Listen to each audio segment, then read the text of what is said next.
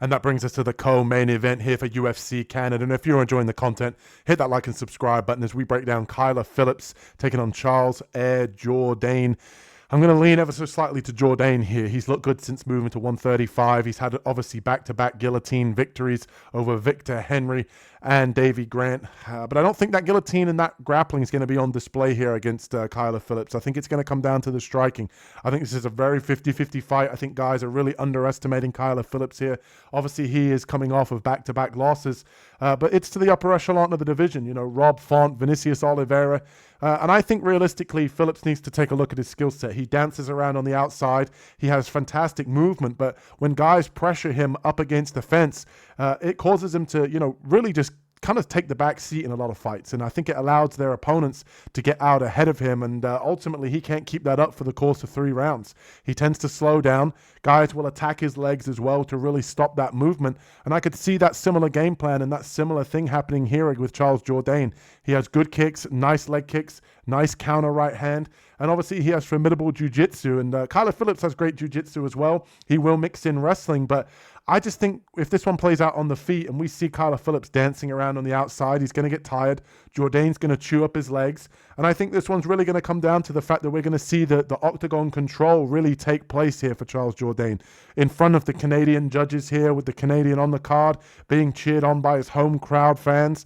I think he should be able to pull off the victory here with the striking. Kyler Phillips will dance around on the outside. He will get tired, and he will end up losing this via unanimous decision. That's how I see this one playing out. I think if it ends up on the ground, it could be either guys, because Kyler Phillips is a formidable jiu-jitsu practitioner, decent judo as well. Charles Jourdain obviously has a nasty guillotine and great submissions himself, but it could be 50-50 if it goes to the ground. Both guys would be great off their back, but I would like to see this one play out on the feet. I think Charles Jourdain can be the aggressor, especially early, and as long as he can deal with Kyler Phillips' movement and kind of walk him down here, he should be able to get this one done. Let's see how Carlos sees this fight going out. Okay, in this one, I'm gonna take Charles Jourdain to get it done. I do feel that Kyler Phillips is high volume and mostly with movement than striking. He does land good shots and he does throw more than one shot at a time, but I think most of his high level movement is the fact that he's just constantly moving, and that's his defense, and that's pretty much his offense. He uses his movements as feints, and he uses his movements defensively to get out of the way.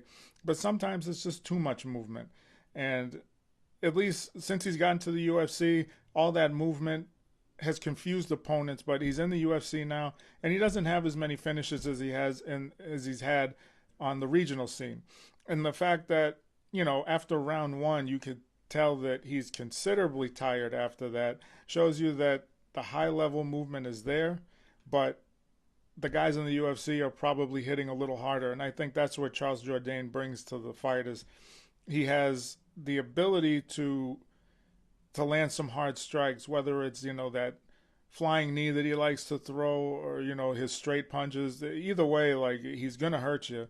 And Kyler Phillips, what he needs to do, just as his career goes on, is he's got to find economy of motion. A lot of people have to find the economy of striking and just offense in general, but his motion is what gets him in trouble. It's also what helps him win fights, but when you're fighting against the higher level guys, you need to learn, I don't need to move for no reason. I don't have to just keep moving to move. I have to move, and I have to have a purpose. And right now, he just doesn't have that. But he does make guys miss, but he moves so much that he can't capitalize on it all the time.